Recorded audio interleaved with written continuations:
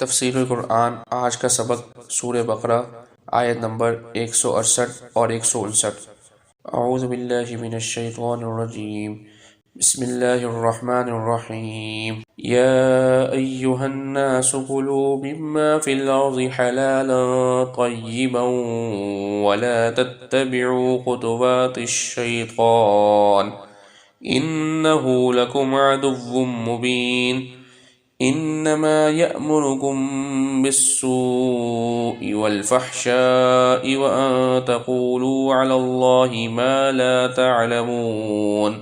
ترجمہ: اے لوگو، کھاؤ ان چیزوں میں سے جو زمین میں حلال پاکیزہ ہیں، اور مت پیچھے چلو شیطان کے قدموں کے، بے شک وہ تمہارے لیے کھلا ہوا دشمن ہے۔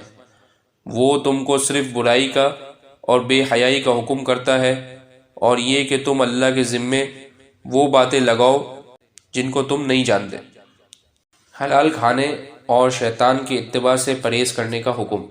ان آیات میں اول تو ان چیزوں کے کھانے کی اجازت دی جو زمین میں حلال اور پاکیزہ چیزیں ہیں، پھر یہ فرمایا کہ شیطان کے قدموں کا اتباع نہ کریں۔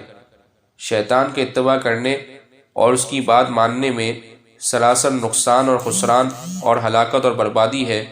اس کا کوئی مشورہ اور کسی عمل کی ترغیب انسانوں کے لیے خیر نہیں ہو سکتی۔ وہ تمہارا دشمن ہے، اس نے دشمنی پر کمر باندھی ہوئی ہے، اسے دوزخ میں جانا ہے۔ اس کی کوشش یہ ہے کہ سب بنی آدم بھی میرے ساتھ دوزخ میں چلے جائیں۔ وہ ہمیشہ برائی کا حکم دیتا ہے اور بے حیائی اور بدکاری ہی کا راستہ بتاتا ہے۔ اس کا یہ بھی کام ہے کہ تم سے شرک کرائے اور تمہیں غلط عقیدوں پر ڈالے، اور پھر تم سے یہ کہلوائے کہ یہ جو کچھ ہم نے کیا ہے اللہ تعالیٰ کے حکم سے کیا ہے اور اس کی رضا کے لیے کیا ہے۔ وآخر دعوانا ان الحمد للہ رب العالمین۔